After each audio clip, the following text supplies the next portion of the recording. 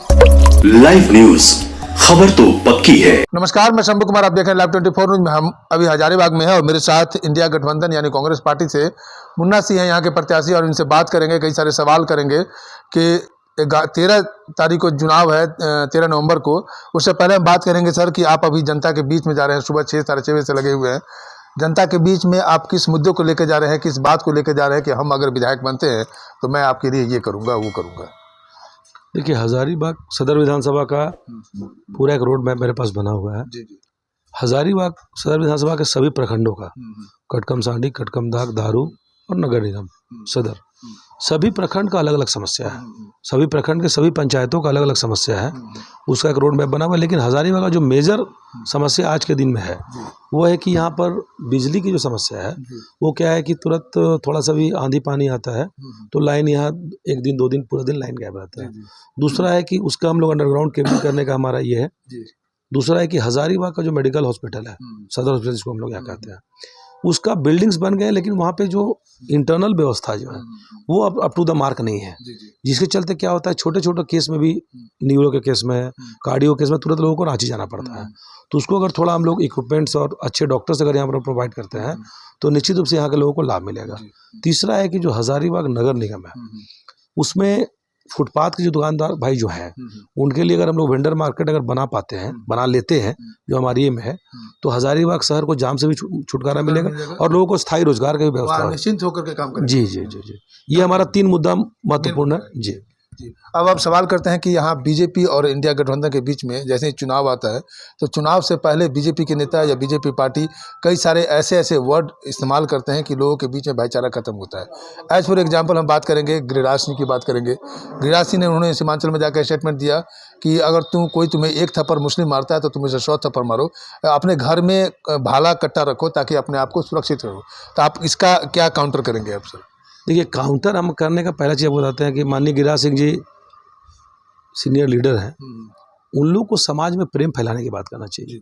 सबसे पहले क्या है कि एक चीज़ आपको बताना चाहते हैं कि जो भारतीय जनता पार्टी का जो अभी पॉलिसी चल रहा है, समाज को तोड़ के अपना राजनीति करने का इन लोगों का काम है। हमारा सुझाव उनको है कि सबसे पहले जितने भी हिंदू भाई हैं उनके घर में रामायण और श्रीमद् भागवत होना चाहिए। जब अपने धर्म के बारे में आप अच्छे से अगर जानेंगे, अपने धर्म की गहराई में जाएंगे, तो निश्चित रूप से आप दूसरे का भी सम्मान करेंगे। कोई भी धर्म किसी से नफरत करना नहीं सिखाता है।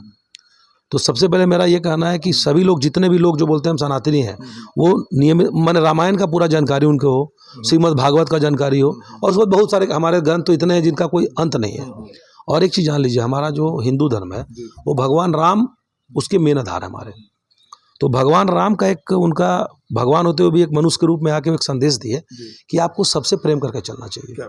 रावण उनका बहुत बड़ा शत्रु था, लेकिन उसके अंत काल में भी जाके उसके पास रावण से मिले, वो अपने भाई को बताया कि मिलकर इससे ज्ञान लो। तो जीवन में एक ऐसा हमारा सनातन धर्म का अगर पूरा जो आधार है उसको लोग गहराई से जानेंगे तो आप बहुत सारे चीज़ों में अपने आप में सुधार हो जाएगा। इन लोग क्या है, इन लोग को वोट का राजनीति करना है। पहली बात आप जान लीजिए, पूरे रामायण में सिर्फ जय श्री राम का जो नारा है वो लंका पे चढ़ाई के समय नारा लगा है बजरंगबली के द्वारा। अदरवाइज हर जगह सीताराम है। हमारी दादी भी थी, हम लोग घर में सीताराम सीताराम करते रहते थे। तो भारतीय जनता पार्टी के लोगों ने आक्रामक नारा बना दिया जय श्री राम। आप आक्रामक नारा लगा के दौड़ो और लोगों को भावना को जागृत करने का काम करते, वो जरूरत नहीं है। समाज में प्रेम हो, भाईचारगी हो, सभी लोग खुशहाली से रहें, शांति से रहें, हम यही कहना चाहते हैं। और आपस में प्रेम रहेगा तभी समाज का विकास होगा, समाज का उन्नति होगा। चलिए, अमित शाह जी अभी आए हुए हैं और उन्होंने यहाँ आने से पहले जो मैनिफेस्टो जारी किया गया उनमें ये कहा गया, एक मैनिफेस्टो ये भी है कि जो झारखंड में जो बाहर के जो मुस्लिम हैं उनको हम बाहर कर देंगे, मतलब समान नागरिकता संहिता करके कुछ कानून लाएंगे, उससे उनको बाहर कर देंगे। तो ये कहाँ तक, मतलब आप इसको सपोर्ट करेंगे या नहीं सपोर्ट करेंगे? क्या है ना, हम सपोर्ट क्या करेंगे नहीं करेंगे वो तो मेरे एक चीज़ नहीं है। सबसे बड़ी बात है ना कि जैसे हम, अमित शाह जी हमारे देश के गृह मंत्री हैं और 10 साल से वो गृह मंत्री हैं। नहीं, 10 साल से नहीं, उनका टर्म राजनाथ बाबू के बाद आया। हमारा कहना है कि सेंट्रल गवर्नमेंट में बीजेपी की सरकार है। अगर बांग्लादेश का बॉर्डर से घुसपैठ हो रहा है तो इसकी पूरी जवाबदेही आपके ऊपर है। इसका मतलब निष्क्रिय गृह मंत्री हैं, आपका गृह मंत्रालय निष्क्रिय है।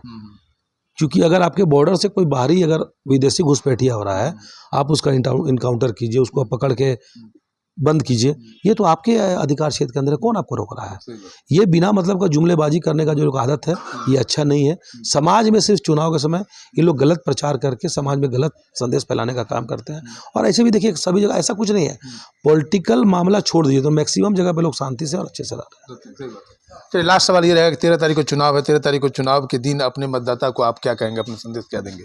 हजारीबाग के समस्त भाइयों से हम कहना चाहते हैं कि अगर हमने सही तरीके से लोगों का सेवा किया है, लोगों के लिए खड़ा रहा है और सद्भावना प्रेम पूर्वक कर रहे हैं तो हमें वोट देके हमको जिताए। चलिए, बहुत बहुत धन्यवाद आपको मेरे साथ जुड़ने के लिए। आपने सुना कांग्रेस प्रत्याशी हजारीबाग से मुन्ना सिंह जी को, जिन्होंने साफ साफ कहा कि मेरा जो मुख्य एजेंडा है, शुरू में इन्होंने बता दिया कि उस एजेंडे पर हम काम करेंगे, उस एजेंडे के आधार पर आप मुझे वोट दीजिए और एक बार मुझे मौका दीजिए ताकि आपके समाज सेवा, जो मैं समाज सेवा शुरू से करते आ रहा हूँ, उस समाज सेवा को पॉलिटिकल रूप से, पार्टी के रूप से और सरकार में आकर के और अच्छे से आपको सेवा करूँगा और आप हजारीबाग की जितनी भी कमियाँ हैं उस कमियाँ को दूर करने का कोशिश करूँगा। मैं शंभू कुमार, कैमरा जर्नलिस्ट विक्की के साथ, हजारीबाग। अगर मेरे चैनल को लाइक और सब्सक्राइब नहीं किए हैं तो लाइक करें, सब्सक्राइब करें। Thank you so much.